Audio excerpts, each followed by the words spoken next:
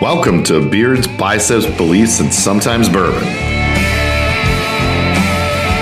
where you will hear all about how to remove the roadblocks in your life so you can achieve the success you want in your career, business, fitness, and relationships.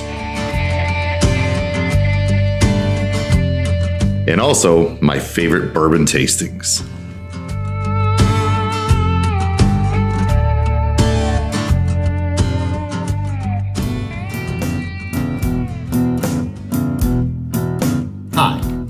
Welcome to the next episode of Beards, Biceps, Beliefs, and our favorite bourbon tasting. I'm Scott Romjin, and today we're going to be talking about how to effectively move yourself forward in your life and make change and progress. Okay, so 5 steps to that I've laid out. So as a mentor, this is what I work with my clients on. One, establishing what your core values are. Like, what are the things that guide you, like your guideposts in life? Like, should I do this? Does it align with my core values? If it doesn't align with your core values, then no, it doesn't. We're not doing it. Okay. Next thing. Okay. Does this align with my core values? Yes. Okay. Let's go to the next step. Right. Then we're going to plan. Then we're going to process and. Is it feasible? Does we have enough money to all those other steps to see if that works? But first, establishing your core values that you live your life by. All right, you yourself. Like, it kind of establishes who you are as a person. So it can take quite a bit of thought if you've never thought about this. So let's go through I used to only have 3. Now I've gone up to 10. So I don't have them perfectly memorized, but pretty good. So number 1 is respect. Respect and care for and love my wife and my family. Okay. I think that's the most important one because she's the most important thing, and she's the other half of me. You know, everyone says it's your best friend. It's someone that you spend the majority amount of your time to, who you talk to, who you build a life with. So if you can't respect, mine's my wife, your significant other, whoever it is, yeah, that's not good. It's not good way to live your life, okay? Number 2 is help. If there's any way, wherever I'm at, or even the littlest thing I can do to help somebody, I'm going to. I will stop what I'm doing. I'm going to change someone's tire. I'm going to, especially if I see a homeless person and they have a dog, at least $20 I'm giving them because I just can't imagine being homeless and caring for a dog. Okay, I respect that person. But whatever it is, I'm going to help if I possibly can. Whether it's money, time, a hug, friendship, whatever it might be. So respect, help. Okay, number 3 is don't be a bully and stand up to bullies. So, you know, if you've grown up and you were bullied, this is a big one. I was small when I grew up, and I always tell my wife I had big ears and my head's grown into them, but I got made fun of a lot and picked on. So I will stand up to bullies, and I definitely don't want to be a bully. And I realized recently some of my actions were bullyish. So I've had to look at my core values and go, hey, you're going against your core values. Bring it back to center and to the good side. Okay. So always reevaluating what your core values are as well. 4, be kind. People need more kindness. Before you jump to judgment, before you go talk shit about somebody or you don't know the whole picture, first be kind and ask, how are you? How can I help you? Right? What's going on with you? Find out the whole picture before you make a decision or judgment on somebody.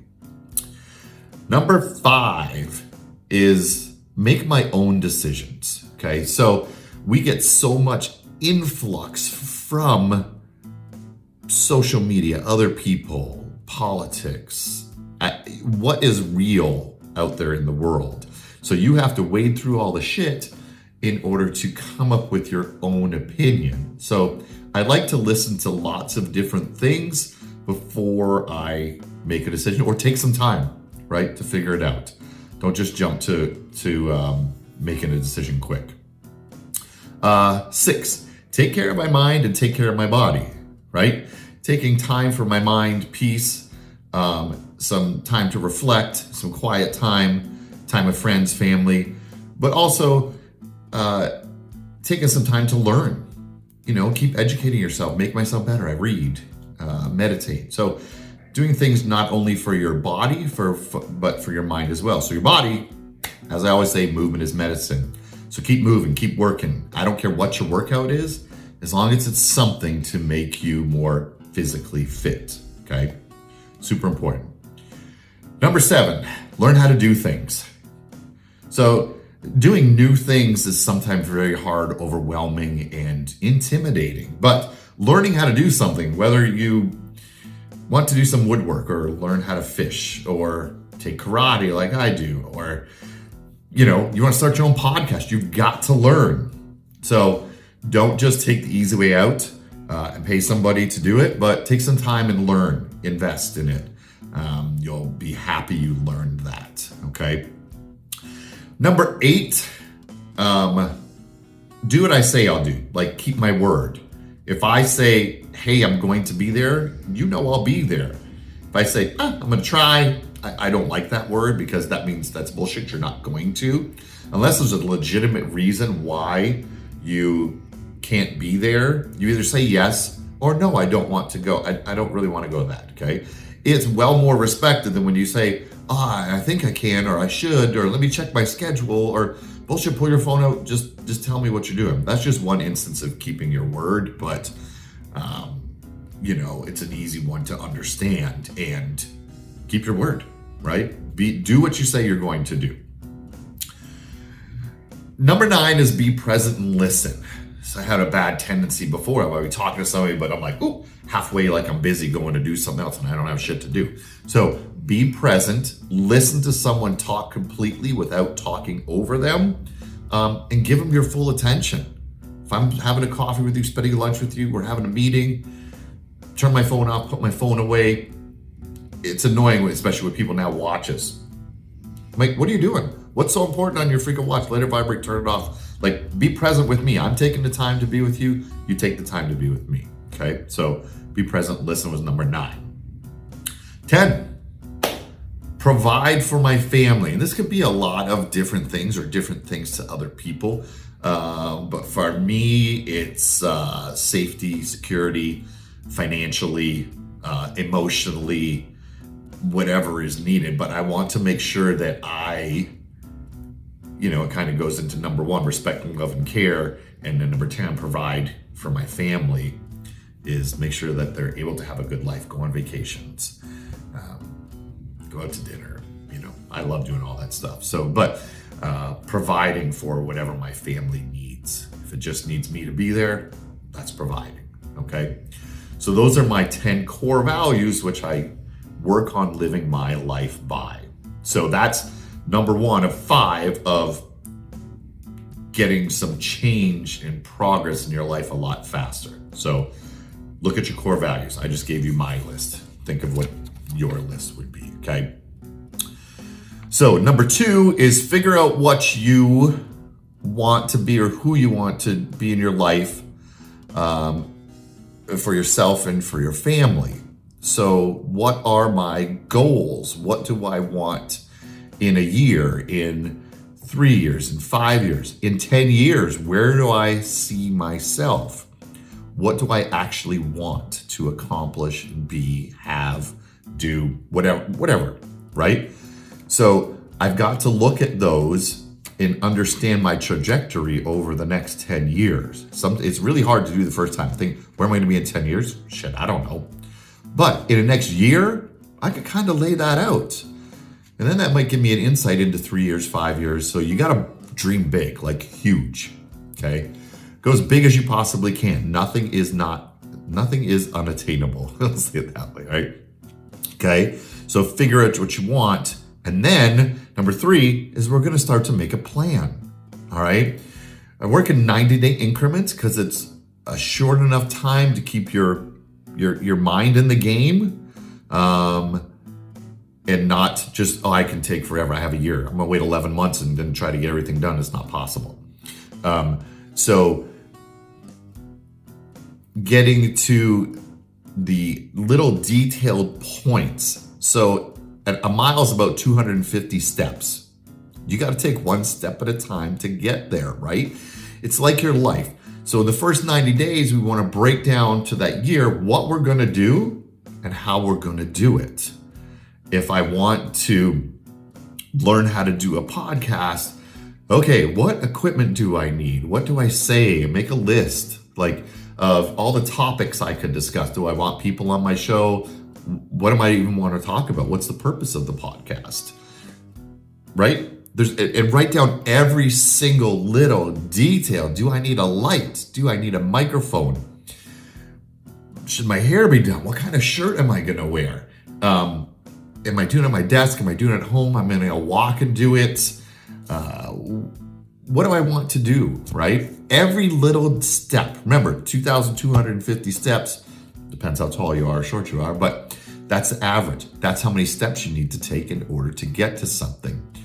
Says no big thing was ever accomplished.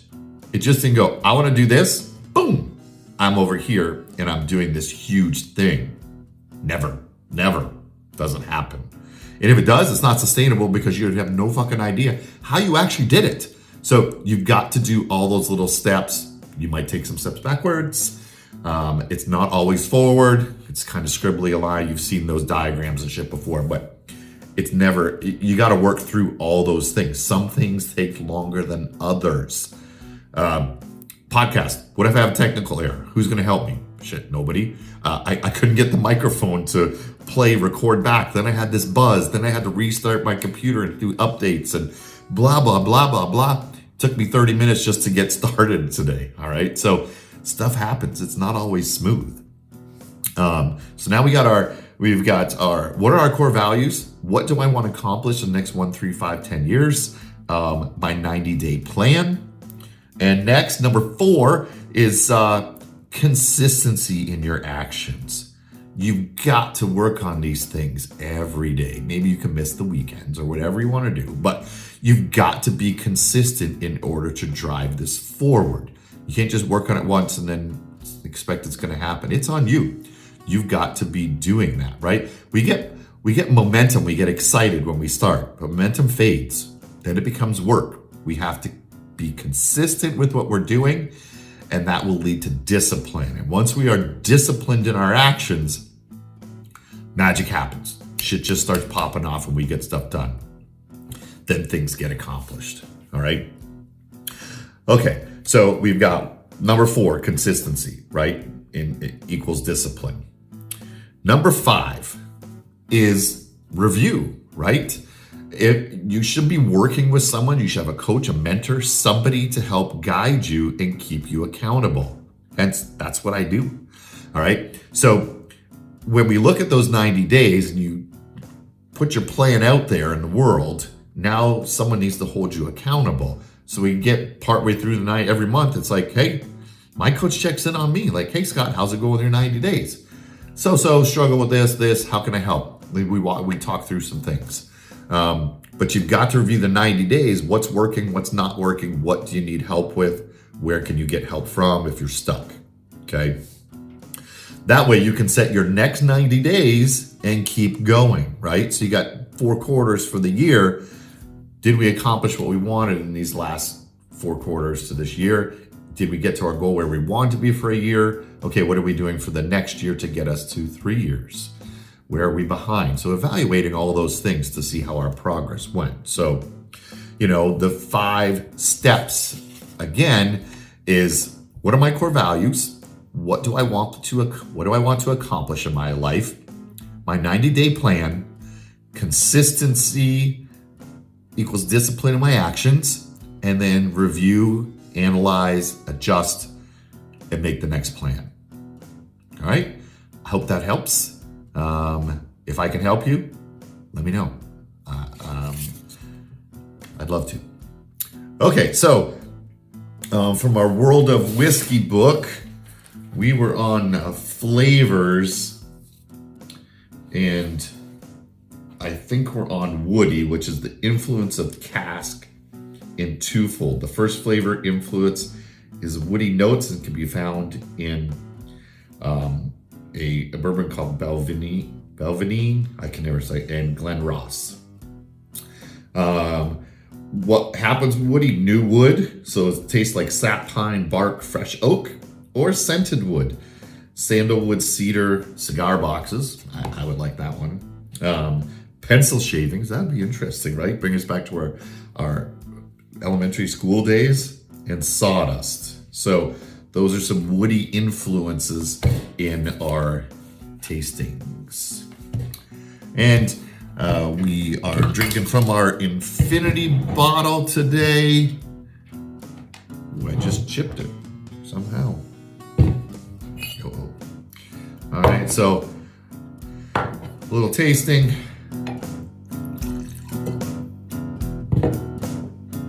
Cheers, everybody. Hope that episode was helpful. See you on the next one of Beards, Biceps, Beliefs, and our favorite bourbon tasting.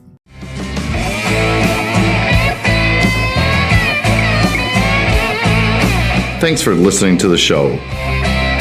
Make sure you subscribe, leave a review, share with a friend. If there's anything I could do to help, please reach out. We will see you on the next episode of Beards, Biceps, Beliefs, and Sometimes Bourbon.